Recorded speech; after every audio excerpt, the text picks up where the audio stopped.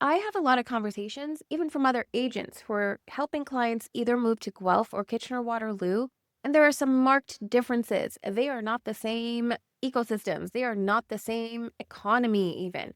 And I think it's important that we not only find what makes them different, but also go deep on the things that may matter to you when it comes to investing in real estate and your lifestyle. And one of the things is, someone who takes a tech job there, I had a conversation with him and it was automatically, right? Where he said, "Okay, so I work here, so obviously I should live here, right?" Like it's that right question. Um, that actually prompted me to take a minute and say, "You know what? Tell me more about your life." Which is when we then got into his partner, having a dog, wanting to be walkable, wanting to be urban, but not super city, wanting a little downtown community, right? Those are the things that actually come up as well. And we're going to go super heavy here because what you see on the surface, the difference between Kitchener-Waterloo and Guelph, that's not it. We're going to get right into affordability. We're going to talk about prices. We're going to talk about property taxes, a lifestyle, homes, everything. The conversation that I had with the client, like, it's not always obvious. And some of those conversations never make it here. So today I'm just going to have an honest conversation with you about the things that matter when you're comparing cities. In today's case, we're going to compare either moving to Guelph or Kitchener-Waterloo. And none of this is like vibe based, really. None of this is just like a feeling. This is all grounded on actual numbers, actual carrying costs, the commute reality, even the trajectory for properties and housing and appreciation, employment stability, and yes, what your day-to-day life could look like. The assumption that most people make when they compare the two is, Kitchener-Waterloo is bigger. I'm going to call it KW, I think, because that's a mouthful. KW is bigger, it's more urban, it has more jobs. And so naturally, it's more expensive.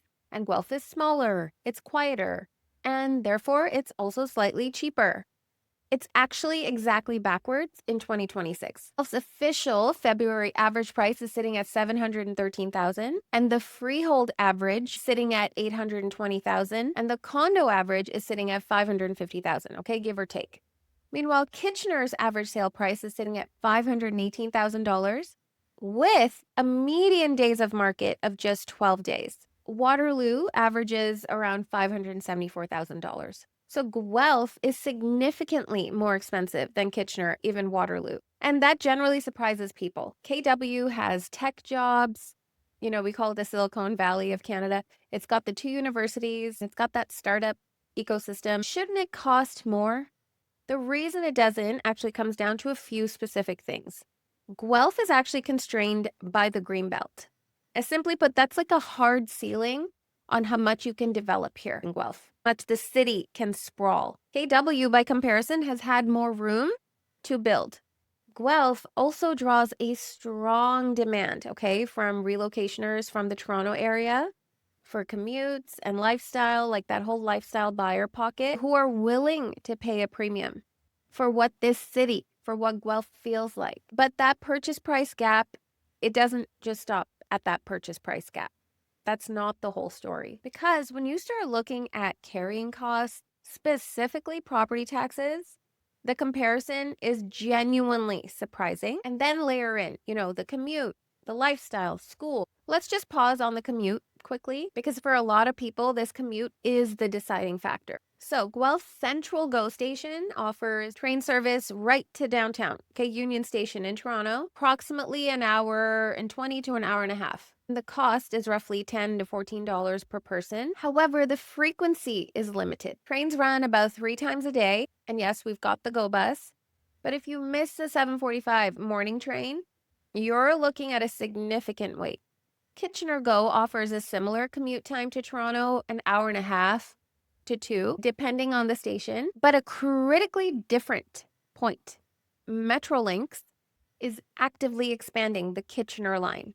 Weekend service to Kitchener was just recently added, and all-day two-way service is a priority. KW also has the Ion Light Rail transit system within the city, and that's 19 stations connecting Conestoga in Waterloo to Fairway in Kitchener. And the Ion extension for Cambridge was approved.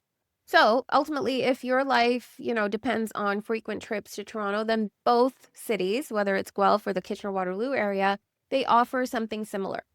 but KW has better internal transit. Okay, next, moving on to the lifestyle comparison, and this one is harder to quantify, but how you feel about your life really matters. Guelph is a mid-sized city of approximately 150,000 people. It's growing. The downtown is walkable, genuinely small business friendly, feels like a community. It's charming. We've got Costco, we've got HomeSense, we've got more than one HomeSense. It's got the Speed River Trail system, which is fabulous. Honestly, you'll be hard-pressed not to find a neighborhood trail, like spread all across Guelph. It's finally making its mark in the food culture, if I'm honest. It's got a really robust brewery scene. And that food culture leans heavily to farm to table, which is so Guelph. And the University of Guelph is not just sitting there like this sore. The University of Guelph is really embedded into the city. It doesn't dominate by any means. And Guelph feels like a community where people actually know their neighbors. More importantly, and these are questions I've actively got here on YouTube, is our labor force participation rate. Like, we're looking at 67%, which is higher than the national average, 65%. And the GDP growth here is also projected at just over 2%. And the job sector is led by manufacturing and the agricultural sector. Now, Kitchener-Waterloo is bigger. It's more fragmented and it's more urban. Uptown Waterloo and downtown Kitchener have both been heavily reinvested in. You've got the Catalyst Incubator, you've got Communitech, growing arts and restaurant scene.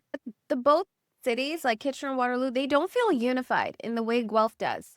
If you want the tech energy and a more urban lifestyle, then KW definitely delivers on that. If you want a smaller city, more of that community feel with access to nature, then Guelph definitely delivers there. When it comes down to schools, which is so important for families looking to relocate to these areas, both markets really offer a diverse and high quality education. Guelph has high, top regarded schools in our South End, as does Kitchener-Waterloo. No one really edges above each other in this department. It's going to come down to specific neighborhoods if you're looking for schools. I'm not going to go heavy into the schools and the neighborhoods here, but I do realize that that's a video that will come. We're getting to the part that's really interesting and something that most people just don't realize, okay, if you're not looking carefully, and that is property taxes.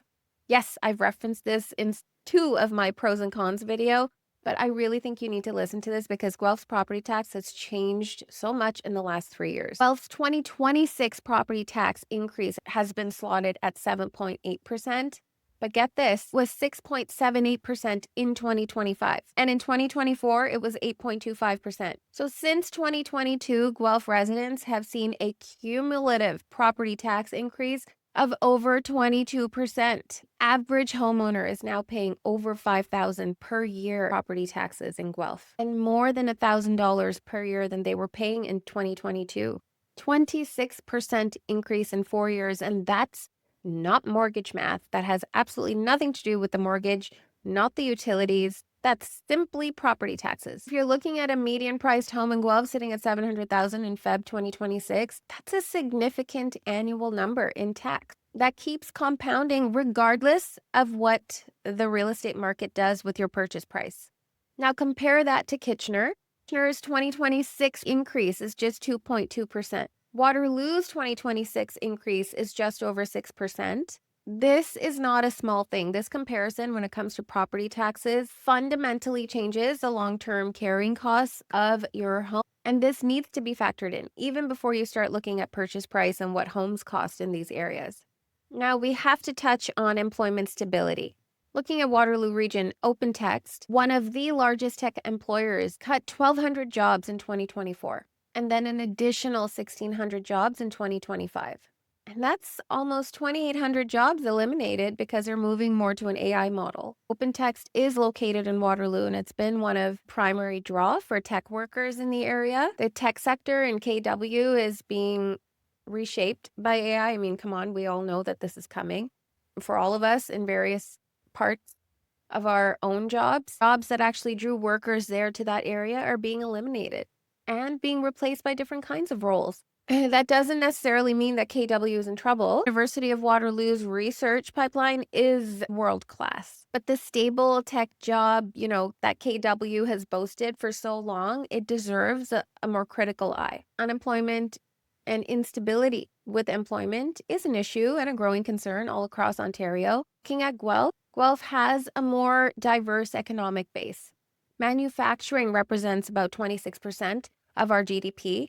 Sectors like food processing, so Linamar, Sleeman, Danone, agricultural equipment, and automotive components. These sectors are not immune to disruption. They're being disrupted on a different timeline when compared to tech. I'm not telling you that KW is risky and that Guelph is safe. I'm telling you that you have to be a little more critical when it comes to comparing the employment stability. So Guelph versus Kitchener-Waterloo in 2026, let me just put this plainly. If you're buying primarily on purchase price and want the lowest entry point, Kitchener wins by a significant margin. Okay, if you're looking at the average price point, they're sitting at $518,000. You can compare that to Guelph's entry point. And Kitchener's property tax trajectory is significantly better than Guelph's.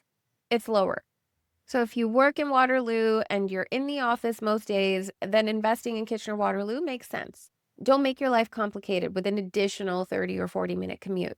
However, if you work remotely, your job offers some flexibility, and you do commute to Toronto, and you like going into Toronto, and you like the lifestyle element, and you value the lifestyle element a little bit more, then Guelph competes hard, whether it's with its restaurant scene, the green space, the family-friendly lifestyle, the intangible feeling of, like, oh, I'm going to run over to my neighbors, or the neighbors just know each other. It's hard to quantify that. And that's one of the top reasons that Toronto buyers target Guelph as a landing spot. If you're thinking about long-term appreciation, both markets have done well historically.